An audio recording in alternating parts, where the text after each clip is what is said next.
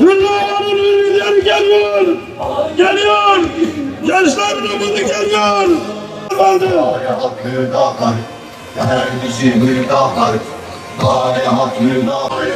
Hoş geldin.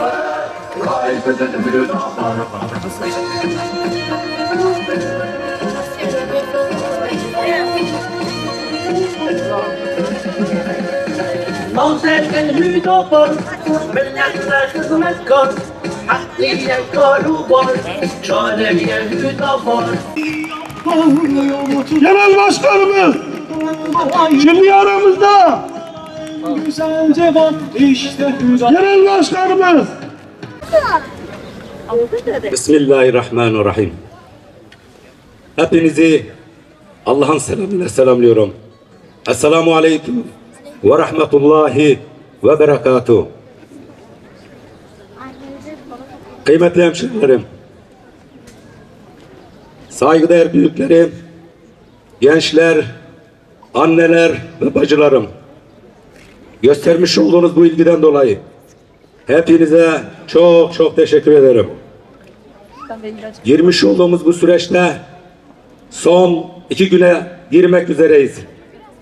Baştaki heyecanımız, azmimiz, kararlılığımız neydiyse önümüzdeki günlerde de aynı heyecan, aynı kararlılık ve aynı şevkle bu heyecanımızı sürdürmeye hep beraber devam edeceğiz inşallah.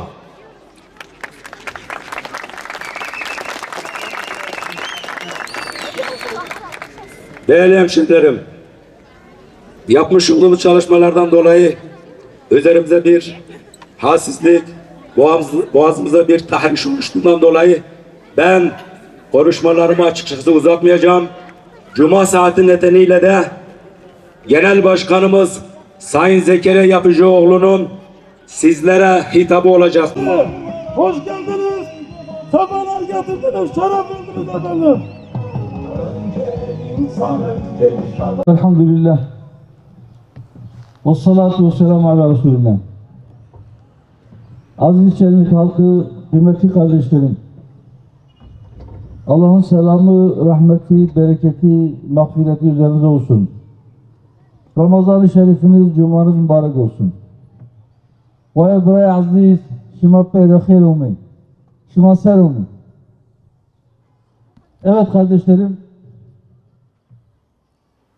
2 ay aşkın bir süredir yoğun bir tempoda sürdürdüğümüz seçim çalışmalarımızın son 2 gününe girdik. Bu pazar sandık var. Önümüzdeki 5 yıl için mahallemizin muhtarlarını, ilçemizi ve ilimizi idare edecek belediye başkanlarını ve belediyelerimizin meclis üyelerini seçeceğiz. Allah-u Teala şimdiden bu seçimin sonuçlarını milletimiz, memleketimiz için hayırlı kılsın, kazasız belasız bu seçim sürecini bitirebilmeyi hepimize nasip eylesin inşallah.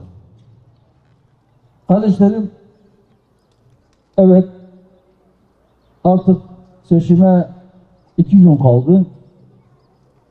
Herkesin gündeminde seçim ama herkesin gündeminde olması gereken bir şey daha var. O da Gazze. Bugün Cuma, muhtemelen şu saatlerde Mescid-i Aksa civarında, Mescid-i Aksa'nın o Allah-u Teala'nın Kur'an-ı Kerim'de çevresinin mübarek kılındığını bildirdiği Mescid-i Aksa'nın etrafında oradaki müminler cuma namazı kılmak için mescide doğru gidiyorlar ve muhtemelen yine müdahale, muhtemelen yine zorluklar ve belki de namaz kılma esnasında oradaki kardeşlerimizin üzerine lağım suyu gibi pis bir su, belki de necis bir su sıkacaklar. Belki orada dilenen bazı kardeşlerimizi yeniden esir alıp götürecekler. Belki orada yine kan akacak. Gazze zaten malumunuzdur. 6 aydır orada kan akıyor, oraya zulüm yağıyor, oraya ölüm yağıyor. Dolayısıyla seçime 2 günde kalsa, 1 günde kalsa, hatta seçim günü bile biz Gazze'yi unutmayacağız. Ve hiç kimse Gazze'yi unutmasın diyoruz. Biz de unutmayacağız inşallah. Şu Cuma saatine yaklaştığımız, duaların makbul olduğu şu mübarek Ramazan ayında Gazze'li kardeşlerimizi de unutmayalım ve onları gündemden düşürmeyelim. Birileri yapılan şeyler sonuç vermiyor. Öyleyse artık Gazze için bir şey yapmaya gerek yok. Meydanlara çıkmaya gerek yok. Ya da herhangi bir etkinlik yapmaya gerek yok. Zaten gönderdiğimiz yardımlar da ulaşmıyor diyerek sizi ümitsizliğe sevk etmesin. Gazze için yapılan her şey değerlidir. Elinizden ne geliyorsa yapın, yapmaya devam edin ve inşallah yardımlarımızı da biz Gazze'ye göndermeye devam edeceğiz. Kardeşlerim, evet 2 gün sonra seçim. Bu seçim sürecinde bizler kendimizi anlatmaya, projelerimizi anlatmaya, halkımıza nasıl hizmet edeceğimizi izah etmeye çalıştık. Ama maalesef birileri ortalığı gelmeye, rakiplerini karalamaya, sağa sola saldırmaya devam etti ve bunu bir marifetmiş gibi halen de sürdürenler var. Projesi olmayanların hizmet etmeye niyeti de yoktur. Evet, biz inanıyoruz ki yerel seçimler, belediye seçimleri hizmet odaklı konuşulmalıdır ama maalesef bunu yapanlar çok azdır. Yapacakları hizmetleri anlatma zahmetine katlanmayıp milleti birbirine karşı kamplaştırmaya, birbirine karşı kışkırtmaya devam edenler inşallah biz inanıyoruz ki bu seçimde milletten hak ettikleri cevabı alacaklardır.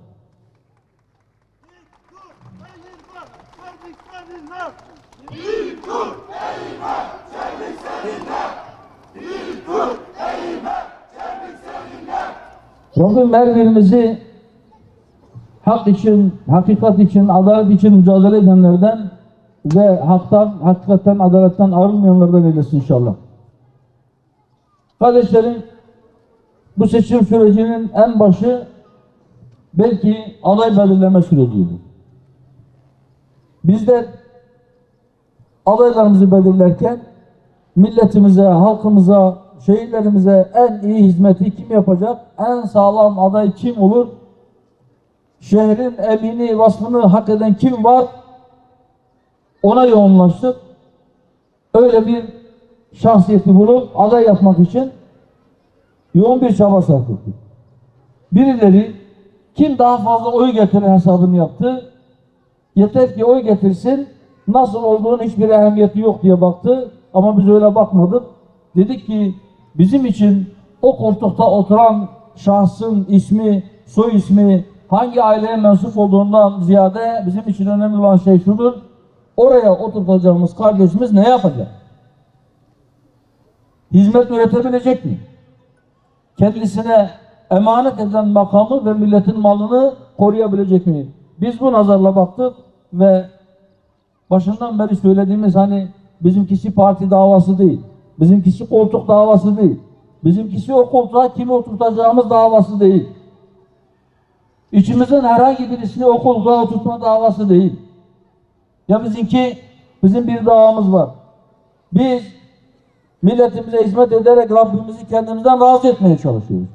Bu yüzden diyoruz ki oraya oturacak olan kişi inşallah sağlam olacak.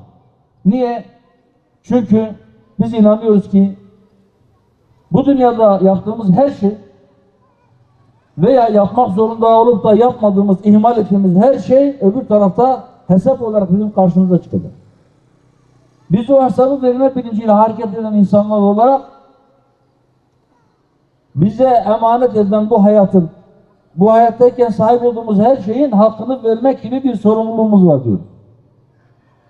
Rabbimiz lütfeder, milletimiz teveccüh gösterirse, aday gösterdiğimiz kardeşlerimiz inşallah o emanet edilecek olan makamlara otururlarsa onun bir emanet olduğunu bilecek. Oranın kendi mülkü olmadığını, orada bir süre hizmet edeceğini, sonra sürenin sonunda hem millete ama daha da önemlisi ömrün sonunda öte tarafta Rabbine hesap vereceğini bilecek. Emanete ihanet etmeyi asla aklından bile geçirmeyecek, milletin malını kendi malından daha iyi koruyacak. çalmayacak ve çaldırmayacak adaylarla milletimizin karşısına çıktık. İşte Seyfettin kardeşimiz, bütün Şenlik halkının tanıdığı, çocukluğunu bildiği, sizin aranızda büyüyen, hayatının her evresini bildiğiniz ve onu tanıyan herkesin evet bu emin bir kişidir dediği bir kardeşimiz. Onu aday olarak karşınıza çıkardık ve ona kefil olduk. Sizden de ona destek istiyoruz inşallah. Evet kardeşlerim, dedik bizim siyasetimiz insan merkezidir. İnsan merkezli bir siyaset, insana hizmet ve inşallah adaleti gerçekleştirmeyi birinci öncelikli hedefi olarak ilan eden bir zihniyet. Biz bu bakışla, biz bu yaklaşımla, biz bu anlayışla millete hizmet etmeye talibiz. Biz dostuz. Biz yapmaya geliyoruz. Biz imar etmeye geliyoruz. Biz inşa etmeye geliyoruz. Biz düzeltmeye geliyoruz. Biz tamir etmeye geliyoruz. Biz yılların ihmalini düzeltmeye geliyoruz inşallah.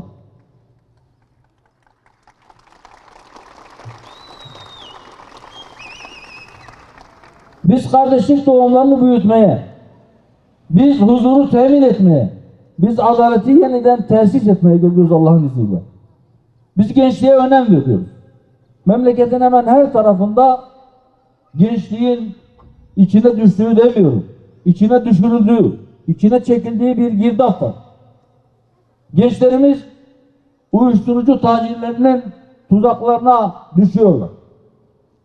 Biz gençlerimizi içine düşürüldükleri bu buhranın içerisinden çekip almak, onları milletimizin gurur duyacağı, milletimizin geleceğine güvenle bakabileceği bir hale getirmek, maddi ve manevi olarak donanımlı bir hale getirmek istiyoruz. Bunun için bir çaba sarf ediyoruz.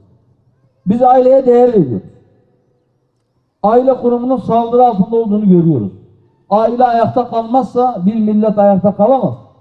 Aile milletlerin temel taşıdır. Aile yıkılırsa toplumlar yıkılır.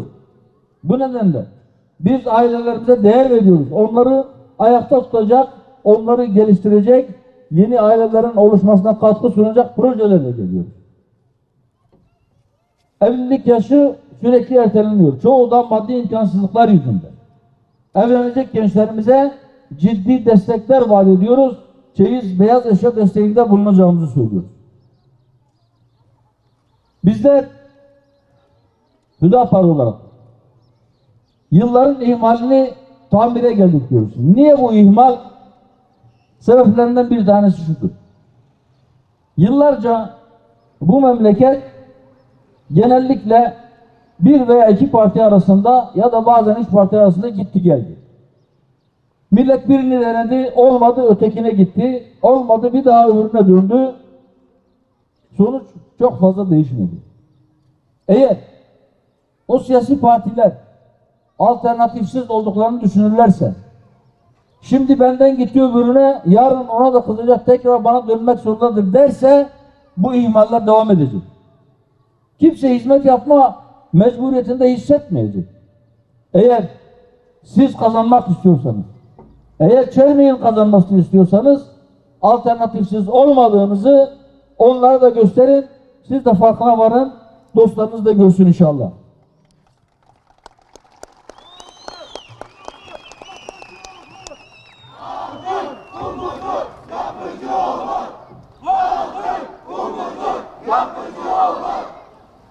Rabbim sizlerden razı olsun.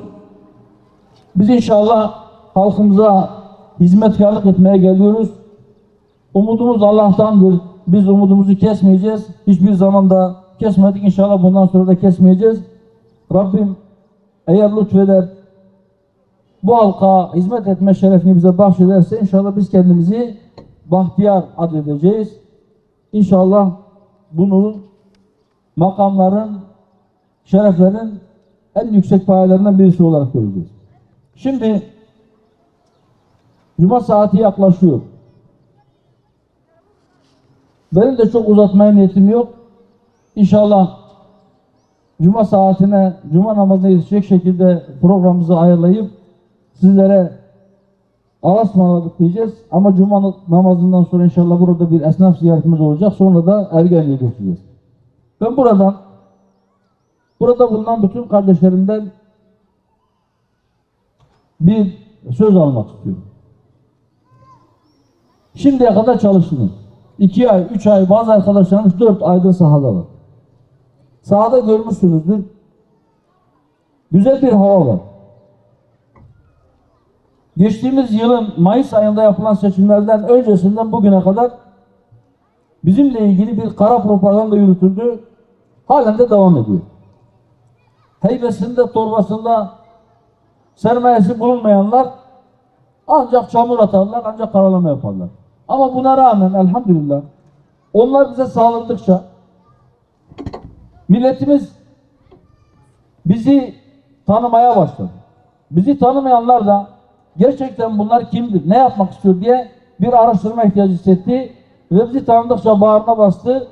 Daha önce belki bizi tanımadığı için bize mesafeli duranlar bize tanıdıkça bize yaklaştı ve inşallah bu seçimde önceki seçimlere göre kıyas edilemeyecek derecede iyi bir netice alacak Allah'ın izniyle. Bunu siz de sahada görmüşsünüzdür. Ama ben kardeşlerimden şu sözü almak istiyorum. Sahada gezdiğinizde gördüğünüz bu tablodan dolayı rehavete kapılmayın. Zaten biz gittik gideceğimize, ikna edeceğimizi ikna ettik demeyin. Şu son 2 günde daha önce gittikleriniz, daha önce yokladıklarınız, hatta söz aldıklarınızın kapısını bir daha çalın. Ya da olmadı telefonla arayın. Gevşemeye gelmez. Eğer gevşersek o zaman daha önce ikna ettiklerimiz bile son 1-2 günde karar değiştirebilir. Bundan nasıl bu kadar emin olabilirsiniz? Bunu kendi kendinize sorun. Biz gezerken görüyoruz halen daha karar vermeyen insanlar var. Belki son 2 günde kararını verecek ve ona göre oyunu kullanacak olan kardeşlerimiz, hemşehrilerimiz var. Halen kararsız olanlara da birkaç cümleyle şöyle seslenmek istiyorum. Diyorum ki ey partilerine küsenler, partilerine küstüğü için, umduğunu bulamadığı için, hayal kırıklığı yaşadığı için siyasetle de arasına mesafe koyanlar, belki de bu seçimde sandığa gitmekten vazgeçenler. Ve ey nefislerin kabardığı ortamların oluşturulduğu bu dönemde nesillerimizin ifsada sürüklendiğini görüp ümitsizliğe kapılanlar. Buna karşı hiçbir tedbir alınmadığı için küsenler, üzülenler, siyaset arasına mesafe koyanlar. Ey geçim sıkıntısı çeken kardeşlerim. Bundan dolayı siyaset arasına mesafe koyanlar. Bundan dolayı kızanlar. Ey iş bulamayan gençler. Ey onu da denedik, bunu da denedik, bir şey değişmedi diyenler. Gelin, bu sefer Hüdapar değil. Daha önce denemediğinizi deneyin. Siyasetin böyle devam etmek zorunda olmadığını hep beraber görelim, gösterelim Allah'ın izniyle. Gelin, Hüdapar'a destek verin, bir şeyler değişmeye başlasın. Gelin, destek verin, milletin malını, belediyelerin kaynaklarını son kuruşa kadar milletin hizmetleri için harcadığımızda mevcut kaynakların hizmete nasıl yettiğini herkese gösterelim. Gelin, destek verin, israfsız belediyeciliğin, rüşvetin, talanın, yandaşa, arkadaşa, dosta, akrabaya peşkeş çekmenin olmadığı belediyeciliğin nasıl yapılabileceğini herkese gösterelim. Gelin yetki verin, ifsadın önüne geçelim. Gelin, hanım kardeşlerim, çalışın, gelecek nesillerinizin nasıl korunduğunu, aile kurumuna nasıl destek verdiğimizi hep birlikte inşallah pratik olarak ortaya koyalım. Çaresiz değilsiniz, alternatifsiz değilsiniz, destek verin, güçlendirin, çare olalım, hep birlikte dertlerimize çare bulalım, çözüm üretelim inşallah.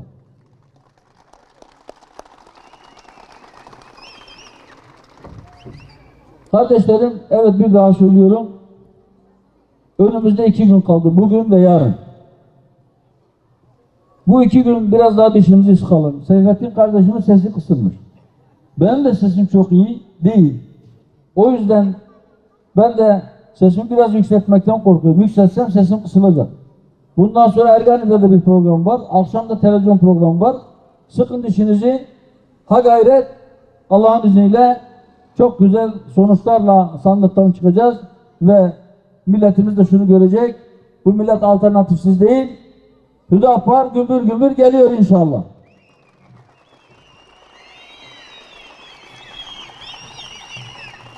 Rabbim mahcup etmesin. Allah-u Teala hem bizi kendi huzurunda hem de milletimize karşı mahcup etmesin. Hem de bizim adaylarımız için, bizim davamız için çalışan, milletten söz alan dostlarımızı bizim yüzümüzden kendi dostlarına, arkadaşlarına karşı mahcup etmesin diyorum. Rabbim ayaklarımızı sırat-ı müstakimlere sabit tutsun.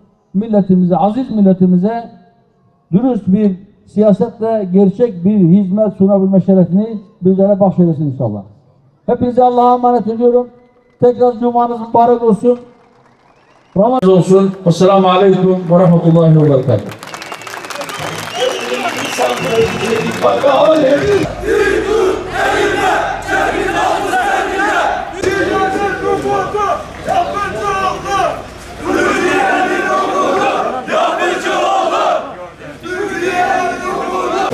Allah razı olsun. Sizi güzel. Siz de iyisiniz. Nasılsınız? Allah razı olsun. Hoş geldiniz. Hoş geldiniz. İyisiniz. Cumanız mübarek olsun. İnşallah biz iyiyiz. Siz yoksa biz de iyiyiz. Biz böyle işte. Beraber iyi olalım. Beraber yani sürünmeden, yarı sürünme, yarı sürünmeden devam ediyor. Allah razı olsun. Amin.